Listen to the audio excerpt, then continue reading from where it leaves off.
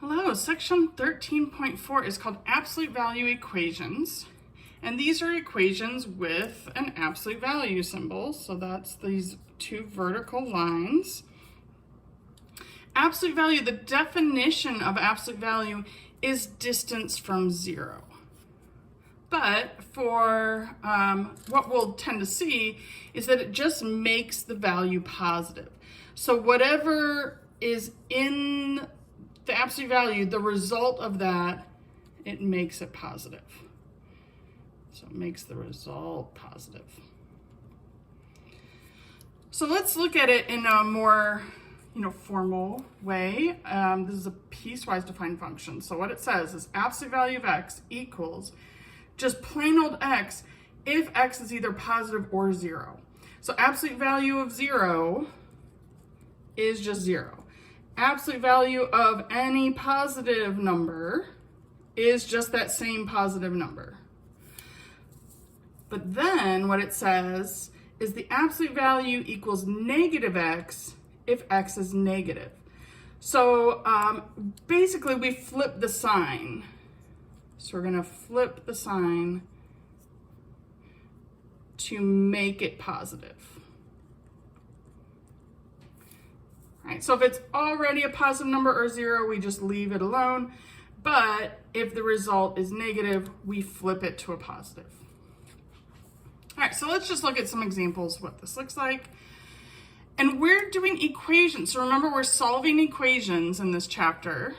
So the first equation we're solving here is absolute value of x equals 6. So how to undo this? To remove the absolute value, we really need to split into two separate options. One option is that x is positive, and the other option is that x is negative. And we always have to think about those two different options, just like this definition above. So if x is positive, well, then that would just mean x equals 6. But it could also mean that x is negative 6. Because if we check, absolute value of 6 equals 6, but also absolute value of negative 6 equals 6. So both of these two x values have an absolute value of 6. So anytime we're solving an equation with an absolute value, we always need to split up into a positive and negative. The one exception, I suppose, is if we have 0, because you can't have negative 0. So this just would be x equals 0. The absolute value of 0 is 0. Now, here's the third option, is what happens if we have an equation where absolute value equals a negative? And these will always have no solution. We can't have absolute value equal a negative because absolute value is always positive. That's the whole idea. So most of the time, we're going to get two different answers. Every now and then, it's possible to get one solution or no solutions, but usually we should be on the lookout for two solutions. All right, so let's formalize this. That's what this is saying, is that the solution of absolute value of x equals a positive are two answers that either we could be a positive or a negative. If we have an absolute value equals 0, well then you can just sort of ditch the absolute values. You don't have two different options. And if we have absolute value equals a negative, then it's no solution. So those are the three options. Let's do some examples, see what this looks like. So here we have absolute value equals a positive. So we have two different choices. We could have that 2x plus 1 equals 5. That's the positive option. And if you want to label it, you certainly can. But there's also the negative option, which is that 2x plus 1 is negative 5. Because both the absolute value of 5 and the absolute value of negative 5 are the same thing. They're both positive once you take the absolute value.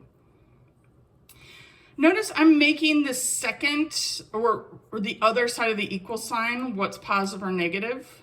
That's usually easier than worrying about parentheses. So now we just have two separate equations to solve. So the first one, I subtract 1 from both sides. 2x equals 4, which means x equals 2. And in the second one, subtract 1 from both sides. 2x is negative 6, so x is negative 3. So notice we have two different answers. It's not like the same number, but one's positive, one's negative.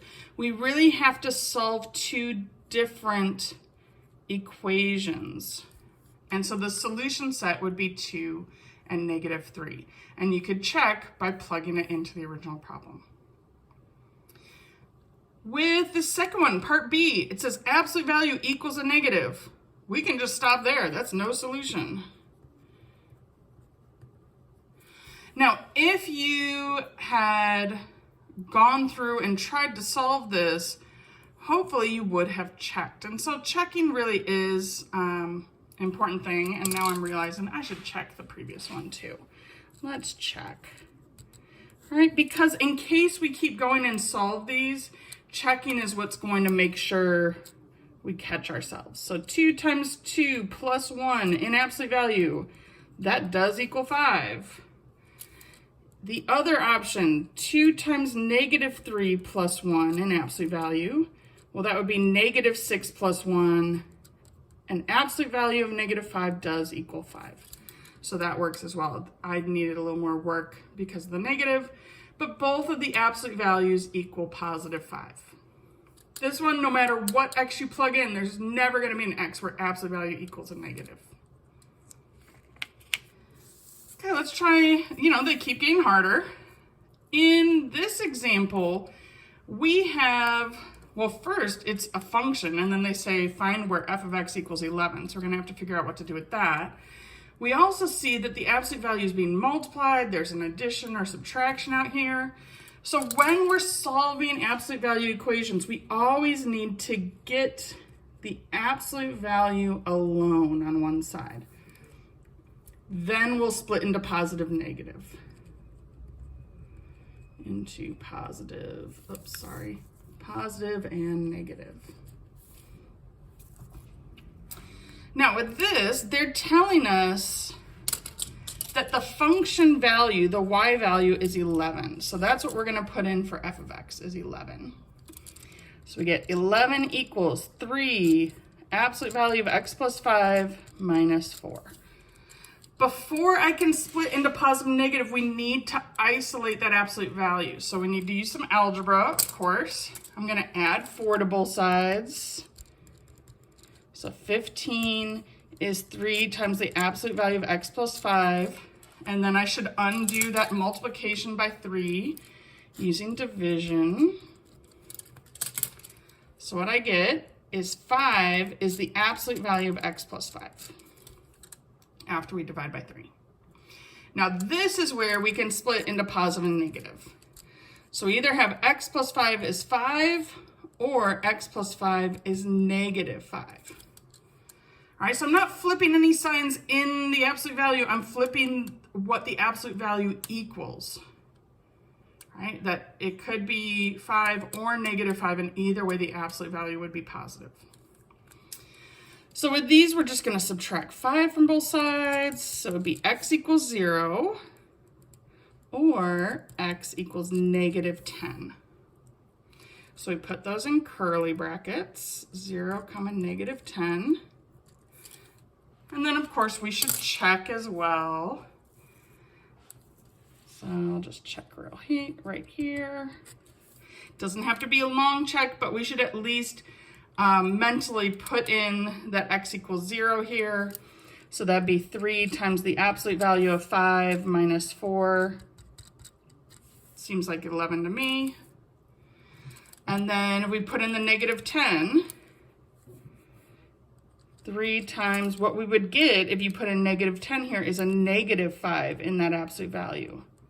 So that'd still be 3 times 5 minus 4, which is 11. Right? Because the absolute value flips that negative and makes it positive.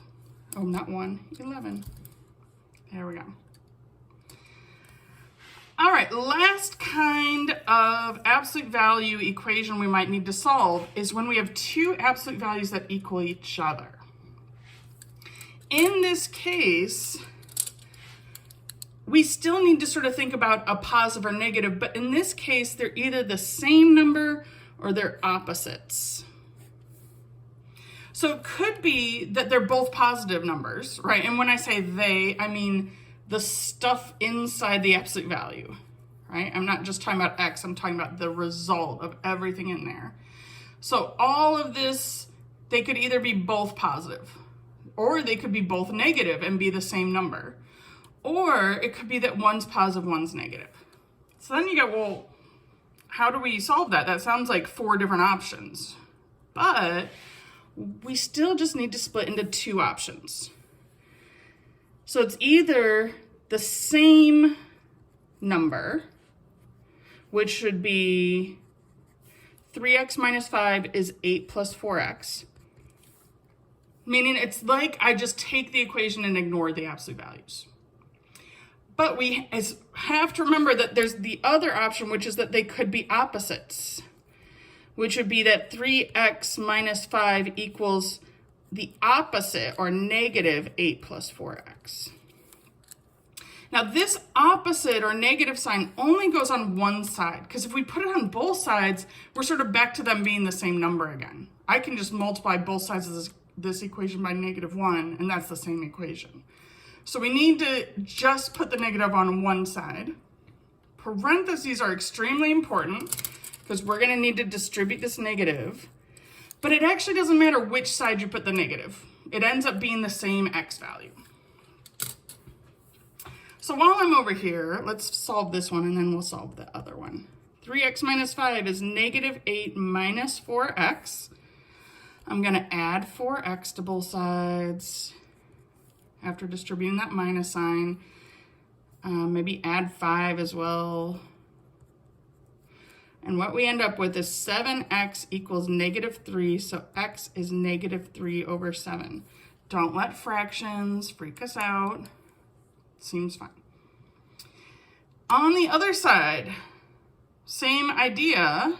I'm gonna solve it though, because I'm just gonna try to get the positive x over here. So I'm gonna subtract 3x and then subtract 8. And so what I end up with then is -13 equals x. Those are some ugly numbers. We hit both a 7 and a 13, all the stuff. So we definitely want to check this one. But first, let me write it as a solution set. Notice that both of our answers are negative, but if we plug them into the original equation, it could be that we get negative results or positive results. After we take the absolute value, both sides will be positive. So let's check. So let's start with the -13. So absolute value of 3 times -13 minus 5. We want to know, does that equal absolute value of 8 plus 4 times -13? And it is fine to use a calculator when you're checking, right? No shame in that. 3 times 13 negative minus 5 equals, so this is absolute value of -44. This side, 8 plus 4 times 13 negative equals absolute value of -44. Yep, that's equal. Fractions, might look scary, but we can still, especially if we can use a calculator for checking, no problem. So I'm just going to type all that stuff that's inside the absolute value in the calculator and make sure that it equals 8 plus 4 times -3 over 7. All right, so on the left side, 3 times 3 negative divided by 7 minus 5 equals, and yeah, this is not an answer that like WebWorks gonna like, but we're just checking our answer. So yeah, we can totally get an approximation. Then on the other side, it's 8 plus 4 times 3 negative divided by 7 equals absolute value of 6.2857, and it keeps going on forever. So what we're seeing here is that one side gives us a negative and the other side gives us a positive, but when we take the absolute value, they're going to be equal. And that's the idea of solving absolute value equations.